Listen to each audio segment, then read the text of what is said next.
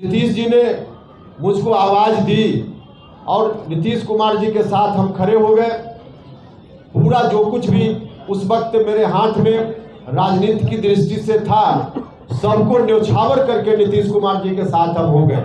सब कुछ चल रहा था अपनी जगह, लेकिन बाद में चलकर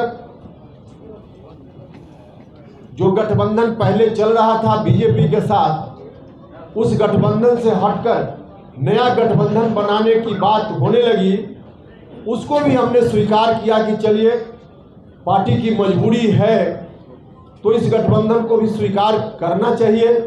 लेकिन उस वक्त भी गठबंधन बनने से पहले राष्ट्रीय अध्यक्ष जी को, मुख्यमंत्री जी को हमने कहा था कि गठबंधन जरूर हो, आप अगर चाहते हैं यही रास्ता है तो कीजिए, लेकिन इसका नेतृत्व आप अपने हाथ में रखिए, नीतीश कुमार जी के हाथ में हो। क्योंकि हम जानते थे कि अगर नीतीश कुमार जी के हाथ से नेतृत्व निकल गया तो जननायक कर्पूरी ठाकुर जी की विरासत फिर से ध्वस्त होने लगेगी। तो मुझसे कहा गया कि हाँ ठीक ऐसा ही होगा। लेकिन गठबंधन बनने के थोड़े ही दिन के बाद न सिर्फ आरजेडी के लोगों की ओर से गठबंधन के बारे में कोई डील की गई है उसकी चर्चा होने लगी, उसका दावा होने लगा, बल्कि स्वयं नीतीश कुमार जी ने सार्वजनिक रूप से यह कहना शुरू किया कि हम अब आगे बिहार का दायित्व राष्ट्रीय जनता दल के नेता के ऊपर सौंपना चाहते हैं।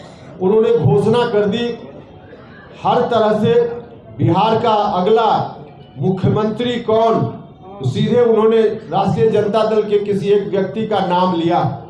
जब ऐसी स्थिति आई तभी से लोगों के मन में चिंता की शुरुआत हुई, जिसकी चर्चा हमने की कि पार्टी के साथ ही आम जनता, सब लोगों के मन में यह चिंता आ गई कि आखिर आगे क्या होगा बिहार का।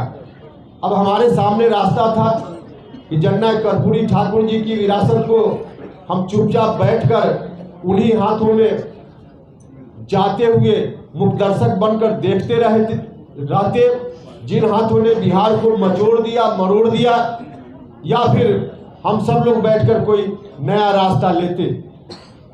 यह हम सब लोगों के मन में चिंता थी। हमारे साथियों ने इस चिंता से अवगत कराया तो हम लोगों को भी लगा कि चाहे जिस तरह की परिस्थिति का सामना करना पड़े, अगर हम राजनीति में हैं, हम अपना राजनीतिक धर्म और कर्तव्य समझते हैं, तो फिर से हम लोगों को उठ खड़ा होना चाहिए और किसी भी हालत में जननायक कर्पूरी ठाकुर जी की विरासत को उन हाथों में नहीं जाने देना चाहिए जिन हाथों ने बिहार को मचोड़ने का काम किया, बिहार को मरोड़ने का काम किया। तो इसीलिए जब बात होने लगी कि वहीं पर फिर से चली जाएगी सारी चीजें, तब मामला पार्टी के अंदर शुरू हुआ। प्रारंभ में मैंने पार्टी के शीर्ष नेतृत्व से, मुख्यमंत्री जी से आग्रह किया, उनसे मिलकर हमने बात की, उनसे कहा कि ऐसी स्थिति ठीक नहीं है। उदाहरण के रूप में हमने बताया कि महागठबंधन निर्माण के बाद जो उपचुनाव हुए बिहार में विधानसभा के, उन उपचुनावों का परिणाम बताता है कि हमारा जन आधार हमसे खिसकता जा रहा है, पार्टी धीरे धीरे बर्बादी की ओर चलते जा रही है। हमने कहा मुख्यमंत्री जी से, व्यक्तिगत रूप से भी मिलकर कहा, बाद में कहा गया कि मिलकर कहना चाहिए। मिलकर जितनी बात हमको कहनी चाहिए थी हमने तो पहले ही एक बार नहीं अनेक बार कही।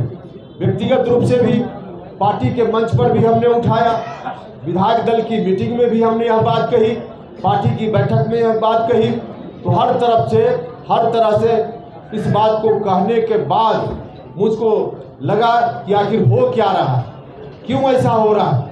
पार्टी बर्बाद होते जा रही, लगातार जनाधार खिसकता जा रहा है। और उस वक्त जब हमने इस तरह के सवाल को उठाना शुरू किया तो मुख्यमंत्री जी ने कहा कि जहां जाना हो उपेंद्र कुशवाहा चला जाए। हमने उस दिन कहा था कि उपेंद्र कुशवाहा ऐसे नहीं जाएगा, हिस्सा लेकर जाएगा, आप लोगों को याद होगा। लेकिन तब हम हिस्सा की बात करते थे। अब तो इस निष्कर्ष पर हम लोग पहुंचे हैं कि हिस्सा किस बात का मुख्यमंत्री जी से हम मांगे। अब मुख्यमंत्री जी के पास है क्या कि हम उसका हिस्सा मांगे। मुख्यमंत्री जी ने सारी चीज अब गिरवी रख देने का काम किया है। जो बाप दादे की संपत्ति, राजनीतिक संपत्ति जिसकी बात हमने की थी कि हम उसमें हिस्सा चाहते हैं, अब हम आज महसूस कर रहे हैं कि हम हिस्सा जो मांग रहे हैं, अब नीतीश जी के हाथ में तो वह जायदाद, राजनीतिक जायदाद है ही नहीं। नीतीश जी ने गिरवी रख देने का काम किया, बंधक रख देने का काम किया और बंधक उन हाथों में रखने का काम किया जिन हाथों ने किस तरह से बिहार को बर्बाद करने का काम किया। तो वहां बंधक ही जब पूरी जायदाद नीतीश जी ने रख दी तो हम हिस्सा कहाँ मांगे। नीतीश जी के हाथ में अब शून्य है, जीरो है। अब जब बड़ा भाई के हाथ में जीरो है तो छोटा भाई कौन सा हिस्सा उनसे लेगा। अब हिस्सा मांगने की बात उनसे नहीं कर रहे, क्योंकि हिस्सा तब हम मांगते जब उनके हाथ में होता। आज कुछ है ही नहीं। अब जब कुछ है नहीं तो उस परिस्थिति में हम यह भी सोचते हैं कि आखिर ऐसी स्थिति आई क्यों कि नीतीश कुमार जी ने पूरे तौर पे इस विरासत को कहीं गिरवी रखने का काम किया। हम लोग प्रारंभ से देखते रहे हैं नीतीश कुमार जी को, समता पार्टी के दौर से, उससे पहले से भी हम नीतीश जी को देखते रहे। नीतीश जी पहले कोई भी राजनीतिक निर्णय खुद लेते थे, लोगों से परामर्श जरूर करते थे, एक एक कार्यकर्ता से बात करते थे, नेताओं से बात करते थे और उसके उपरांत फिर निर्णय लेते थे। तो खुद से जब निर्णय लेते थे तो उनका निर्णय सही होता था। लेकिन आज की तारीख में नीतीश कुमार जी खुद कोई निर्णय ले ही नहीं रहे। और एग्जाम्पल के लिए हम आपको बताएं, आप लोग जानते भी हैं, महागठबंधन जब बना, गठबंधन में फिर से बदलाव हुआ तो क्यों बदल गए, क्यों महागठबंधन में आ गए। मुख्यमंत्री जी ने सार्वजनिक रूप से पब्लिक डोमेन में यह बात कही है कि पार्टी के राष्ट्रीय अध्यक्ष ललन सिंह जी और श्री विजेंद्र यादव जी ने महागठबंधन के साथ जुड़वा दिया, पार्टी को इधर से हटाकर वहां ला दिया। मतलब मुख्यमंत्री जी किसी के कहने पर वहां चले गए। तो इसलिए सीधा एग्जाम्पल है कि मुख्यमंत्री जी आप अपनी इच्छा से कुछ नहीं कर रहे। जो लोग उनके साथ अगल बगल कुछ लोग हैं जिन लोगों ने उनको घेर लिया, अब ऐसे घिरे हुए लोगों के द्वारा जो सलाह दी जाती है मुख्यमंत्री जी उसी के हिसाब से एक्ट करते हैं। कुछ लोगों ने मुझसे सवाल किया कि आखिर ऐसा क्यों मुख्यमंत्री जी कर रहे हैं। जो लोग जिन लोगों ने घेर लिया है उनकी सलाह पर क्यों चल रहे हैं, इसलिए चल रहे हैं। मुख्यमंत्री जी अपनी इच्छा से इसलिए निर्णय आज नहीं कर पा रहे हैं कि उन्होंने अपने पास उन लोगों को कभी आने ही नहीं दिया, अपना उत्तराधिकारी उस रूप में किसी को बनाने की कोशिश ही नहीं की जो जननायक कर्पूरी ठाकुर जी की विरासत के अनुकूल उनको सलाह देता। जो लोग भी अगल बगल बैठे हुए हैं, जननायक कर्पूरी ठाकुर जी की विरासत से उनको कोई लेना देना नहीं है। इन लोगों की तो एक तरह से साजिश है कि वह विरासत बर्बाद हो जाए। तो वैसे लोग जब बैठेंगे तो इसी तरह की सलाह देंगे और इसमें कहीं ना कहीं थोड़ा दोष मुख्यमंत्री जी का भी है। अगल बगल जिस तरह के लोग बैठ गए, खुद मुख्यमंत्री जी ने जो एक्शन लिया जिसके चलते ऐसा हुआ है। समता पार्टी बनी थी, बाद में चलकर जनता दल यूनाइटेड, इसको सबसे ज़्यादा किस सामाजिक वर्ग के लोगों ने ताकत देने का काम किया। ताकत तो समय समय पर सब लोगों ने दी।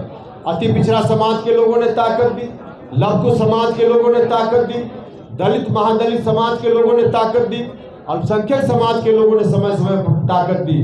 और यहाँ तक जो सवर्ण समाज के लोग हैं, जो उसमें भी एक बड़ा सेक्शन सामाजिक न्याय को पसंद करने वाले लोग हैं, उन लोगों ने भी मिलकर इनको ताकत देने का काम किया।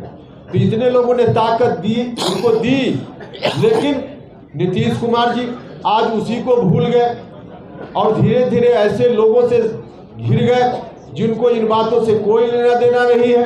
मुख्यमंत्री जी चाहते तो सबसे अधिक जो शुरुआती दौर में जिनको इन्होंने जिन लोगों ने इनको आधार दिया, खड़ा किया, लघु समाज के लोगों ने, अति पिछड़ा समाज के लोगों ने, उन वर्गों से किसी को अगर नीतीश कुमार जी आगे बढ़ाते, अपना उत्तराधिकारी घोषित करते, तो आज पड़ोसी के घर से उत्तराधिकारी इनको खोजने की जरूरत नहीं पड़ती। आज पड़ोसी के घर में उत्तराधिकारी खोज रहे, अपने घर में उत्तराधिकारी इनको नहीं बना पाए नीतीश कुमार। उपेंद्र कुशवाहा का चेहरा उनको लायक नहीं लगता था, कोई बात नहीं, हमने तो पहले भी कई बार कहा, उपेंद्र कुशवाहा को नहीं करते कोई बात नहीं, अति पिछड़ा समाज से किसी व्यक्ति को ले आते, कोई दिक्कत नहीं होती। लव कुश समाज से किसी को ले आते, कोई दिक्कत नहीं होती। लेकिन आज अपने घर में नहीं बल्कि पड़ोसी के यहाँ देख रहे हैं। पड़ोसी, वह भी ऐसा पड़ोसी जिस पड़ोसी के बारे में 2020 का चुनाव, अंतिम चुनाव नीतीश जी ने लड़ा विधानसभा का, अब तक का सबसे अंतिम चुनाव। उस चुनाव में भी 15 साल बनाम 15 साल नीतीश कुमार जी ने नारा दिया। तो वहां से अब उत्तराधिकारी बनाने की बात, अपने घर में इनको उत्तराधिकारी नहीं दिख रहा है, इसलिए पड़ोसी के घर में झांक रहे हैं। और झांक रहे हैं, इसके पीछे बड़ा कारण है कि जो अगल बगल लोग इनके हैं वैसे लोग नहीं आ पाए या नहीं लाए गए। जो लोग बैठे हुए हैं उनको बिहार की जनता से कोई लेना देना नहीं। वो निजी स्वार्थ में लोग काम कर रहे हैं। भागते भूत की लंगोटी सही, अब बर्बाद हो रहा है तो कुछ भी अपने हाथ में आ जाए। जनता दल यूनाइटेड समाप्त हो रहा है तो कुछ भी अपने हाथ में आ जाए। वही नीतीश कुमार डूब रहे हैं तो डूब जाए, कुछ भी हाथ में आ जाए, लंगोटी भी हाथ में आ जाए, वैसे लोग उनके अगल बगल बैठे हुए हैं। और इसलिए आज ऐसी स्थिति हो गई है। तो ऐसी स्थिति हो गई। अब नीतीश कुमार जी जब यहाँ तक चले आए तो हम लोगों ने तय किया है कि इस विरासत को हम नहीं जाने देंगे, गिरवी नहीं होने देंगे, बंधक नहीं बनने देंगे। आज हमारी चिंता हिस्सेदारी की नहीं है, पूरी विरासत को बचाने की चिंता है।